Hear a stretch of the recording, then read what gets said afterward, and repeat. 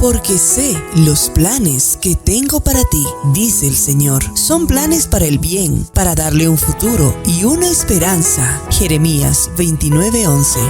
Sus queridos padres, Harold Montaño y Noemí Corrales, te invitamos a celebrar con nosotros el bautizo y corte de pelo de nuestro pequeño Niklaus Estefan Montaño Corrales, que se efectuará el día sábado 23 de noviembre a horas 17:30 p.m. La misa será en la iglesia San Mateo, en la calle Presbítero Emilio García.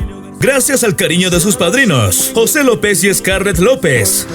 Posteriormente, ruegan acompañar a la recepción social en el Salón de Eventos Santa Gertrudis a horas 20:00 p.m., donde compartiremos y disfrutaremos del grupo La Nueva Fusión. Gracias a Beto y a Eli. Este corazón no quiso tum para Luchito, oye. Este corazón no se enamoró.